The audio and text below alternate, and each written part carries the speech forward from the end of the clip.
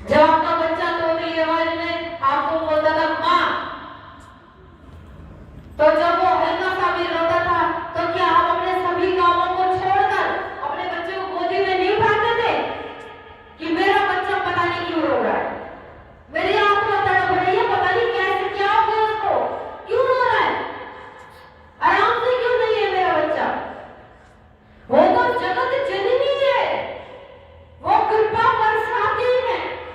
हम पुकारे तो सही, हम उससे बोले तो सही कि माँ आओ, हम तेरे भक्त तेरे सिवा किसी को नहीं जानते, कोई नहीं है हमारा तेरे सिवा। तो वो आएगी और कृपा बरसाएगी, क्योंकि हर जगह वही विद्यमान है, कण कण में उसका वास है। शास्त्र कहते हैं कण कण में वो ब्रह्म समाया है। लेकिन क्या हम देख पा रहे हैं कण कण में भगवान? सही मायने में इस पंडाल में मां विराजमान है, क्या आप देख पा रहे हो, दर्शन कर पा रहे हो कि मां जगदम्बा यहां विराजमान है? ऐसी दृष्टि वो मां हमें दे कि हम उसे पहचान पाए। शास्त्र कहते हैं प्रभु पता नहीं किसका रूप रख के कब आ जाए हमारे द्वार तक, कुछ नहीं पता। हम दुर्गा पूजा करते हैं बहुत भाव से, लेकिन अपने घर में उस पराम्बा की जो सर्वश्रेष्ठ उपलब्धि है, जो मां ने करी है, बनाई है, निर्माण किया है, बेटी के रूप में, पत्नी के रूप में, बहन के रूप में, मां के रूप में, आप उसकी इज्जत नहीं कर पा रहे, दो शब्द नहीं निकल रहे। हमारे समाज में ऐसी कुरीति है कि लड़ाई आपस में होती है, लेकिन गाली बहन को, मां को, बेटी को और बहू को मिलती है। क्यों? देवी भागवत की कथा हमें यही समझाने आई है कि हम अपने घर में उपस्थित स्त्री के रूप, जो मां भगवती का रूप है, उसका सम्मान करें, उसको भोग की दृष्टि से ना देखें। हम यूज कर रहे हैं, स्त्री काम करती है, अगर यदि स्त्री अपने बच्चे को पालन पोषण ना करे तो क्या हम आज यहाँ बैठ पाते? यदि हाँ माँ हमारी हमें पालन पोषण नहीं करती, यदि वो ध्यान नहीं रखती, तो क्या हम यहाँ बैठे होते आज? शास्त्र कहता है प्रथम गुरु जीव का उसकी माँ है, क्योंकि माँ सिखाती है, माँ ही है जो वो संस्कार डालती है अपने बच्चे के अंदर कि पूरा जीवन मुझे कैसे बिताना है। इसीलिए हम अपने बच्चों में ऐसे संस्कार डालें, उनको गीता का पाठ करवाएं, हम भागवत श्रवण करवाएं, हम भजन सुनाएं, हम, ताकि उनका जीवन मृत्यु के पश्चात भी सफल हो। ये 100 वर्ष की आयु भी उनकी सिक्योर ना हो, क्योंकि 2 वक्त की रोटी तो सब कमा लेंगे, ये संसार 2 वक्त की रोटी तो कैसे भी करके मिल ही जाएगी। जिसको उसने जन्म दिया है वो अपने भक्त को भूखा नहीं मरने देती कभी। ये हमारा वहम है, क्योंकि हमारी सुख सुविधाएं नहीं खत्म हो रही, अभी हमारी इच्छाएं खत्म नहीं हो रही, हमें और चाहिए। और एक एसी लग गया तो 2 चाहिए, गर्मी कुछ ज्यादा लगती है। हम अपनी इच्छाओं को सीमित करें,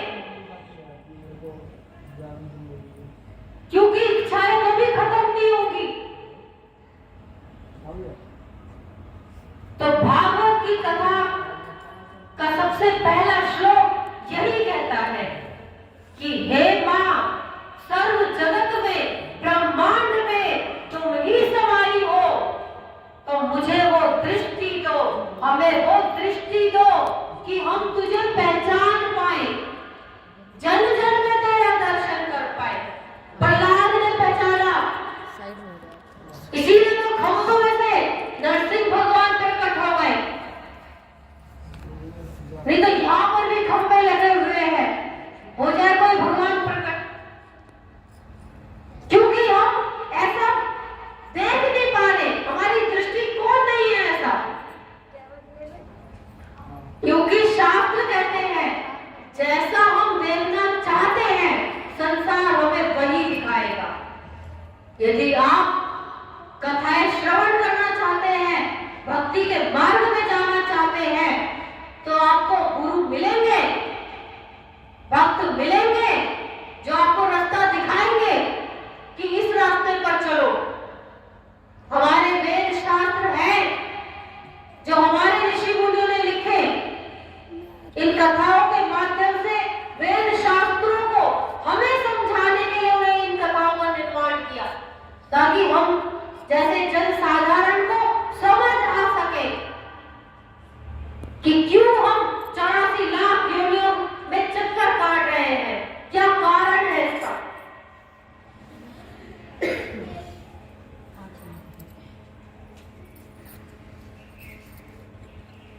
बोलो कालका माई की जय।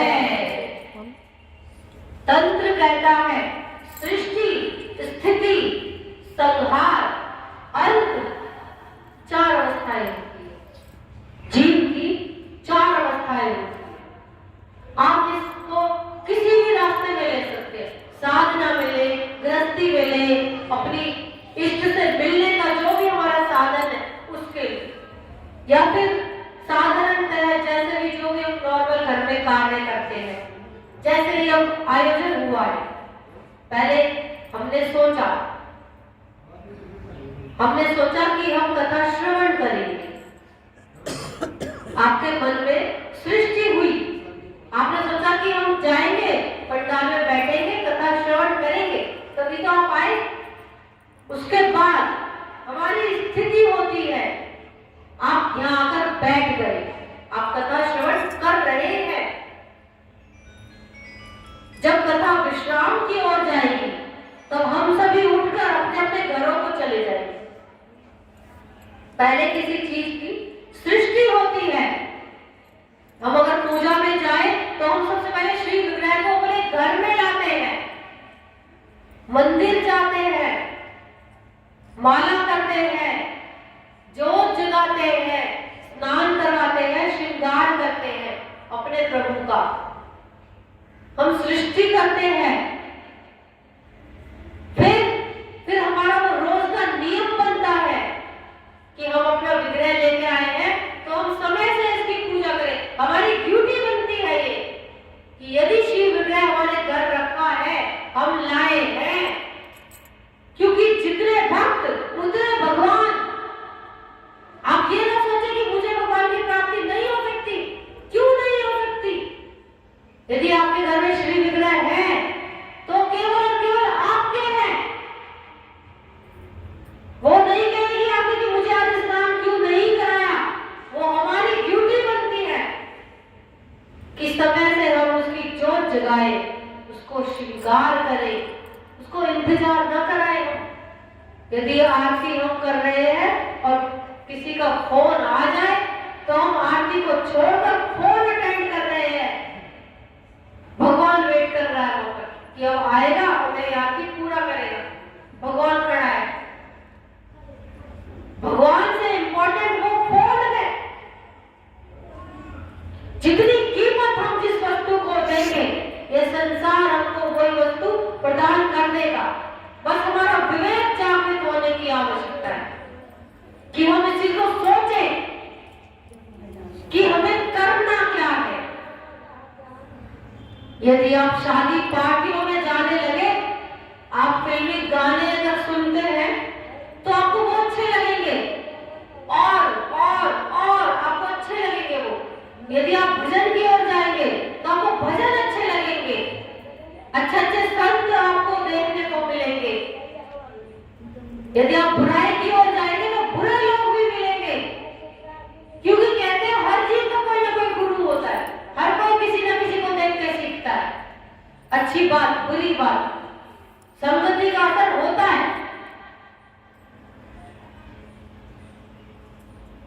तो किसी संत महात्मा से किसी एक साधक ने पूछा कि हे प्रभु, जब विवाह होता है पति पत्नी तो उनका नया जीवन शुरू होता है। जब नया जीवन शुरू हुआ तो सृष्टि हुई, उन्होंने अपने परिवार कब की शुरुआत करी, और जब वो एक साथ रहे तो उनको संतानें उत्पन्न हुई, वो स्थिति में रहे, और जब वो बुढ़ापे की ओर गए तो संहार की अवस्था में चले गए जा रहे हैं, क्योंकि ये शरीर पल पल खत्म हो रहा है। तो उसने पूछा, हे महाराज, हे गुरुवर, कृपा करके मुझे बतलाएं कि सृष्टि स्थिति संहार के बाद अंत की जो अंतिम जो अवस्था आती है मृत्यु की, क्या उसके बाद भी कुछ है? इतना तो बतलाते जाइए। तब गुरु ने अपने साधक को बताया कि पहले जीव अपने मन से सृष्टि करता है। हम मन से सोचते हैं कि आज का दिन हमें किस प्रकार से बिताना है, हम सोचते हैं, पहले सोचते सोचते हमारा दिन बीतता है और फिर रात हो जाती है, संहार, और हम फिर सो जाते हैं, दिन खत्म, अंत हो गया। उसके बाद गुरुदेव ने बताया अंत के बाद अनंत मिलता है। यदि हमारी सृष्टि स्थिति और संहार सोच विचार कर यदि हम इस पर चले, साधना की इन अवस्थाओं पर यदि हम चले, तो अंत में हमें अनंत से मिल जाएंगे। हम अपनी सृष्टि का निर्माण अपने इष्ट से शुरू करें।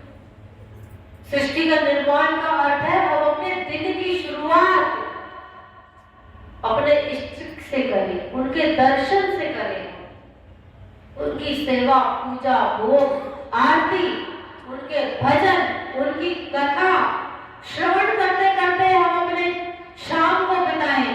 शाम की आरती के उपरांत जब हम विश्राम करने जाएं, अपने प्रभु को शयन करवाकर और हम प्रभु के भजनों को सोचते हुए यदि सोए तो सपने में भी प्रभु ही दर्शन देंगे। जैसा हम सोचते हैं वही स्वप्न में हमें दिखाई देता है।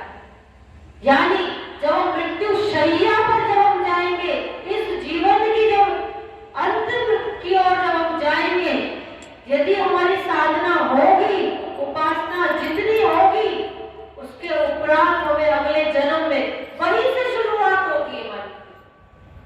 जितनी इस जन्म में हम कर लेंगे, उसके आगे की शुरुआत अगले जन्म में शुरू होगी, मृत्यु के उपरांत। तो हम अपने दिन को किस प्रकार से बिताएं, हम इस बात पर चिंतन करें, कैसा दिन बीते हमारा। हम अपना एक पल भी वेस्ट ना करें। हो सके तो कम से कम एक विधि तो पकड़े हम, एक नियम, अपने प्रभु का दर्शन करके उठे। अगर स्नान भी नहीं कराया जाता तो गंगा जी की छींटे ही मार दीजिए, उनकी आरती कीजिए। जो भी आप हो भोजन खाते हो, उसको खाने से पहले अपने इष्ट को याद करें। 2 घड़ी हम भोग लगाते हैं, भोग रखा, हे प्रभु, हम भोग लगाते हैं, आओ भोग लगाओ मेरे बाबा, आओ भोग लगाओ मेरे भैया। बस हो गया, थाली उठाओ और खा लो। भगवान कहते हैं अभी तक तो मैं हिला भी नहीं अपनी जगह से, और एक थाली भी लेके चले गए। उठा ले। नहीं, मैं तो रखती हुई बहुत 10-15 मिनट अपने प्रभु को कुछ टाइम को दे। इतनी जल्दी कहाँ की है हमें, जल्दी जल्दी जल्दी जल्दी के चक्कर में तो जीवन ही बीत रहा है। हम भोग बनाए, खुश होकर बनाए। जब हम अपनी रसोई में अपने प्रभु के लिए जो भोजन बनाते तो हमारे बच्चे, हमारे माता पिता और स्वयं हम जब उस भोजन को ग्रहण करेंगे भोग लगाने के उपरांत, तो हमारा शरीर ही नहीं, हमारा मन, हमारे विचार भी हर्ष में पुष्ट होंगे। और यदि हम बिना भोग लगाए उस भोजन को खाएंगे तो केवल और केवल हमारा पेट भरेगा, हमारी भूख शांत होगी। सात्विक भोजन ही हम भोग लगाए अपने प्रभु को। हम कोशिश करें। मैं कभी कभी मुझे सुनने में आता है कि हमसे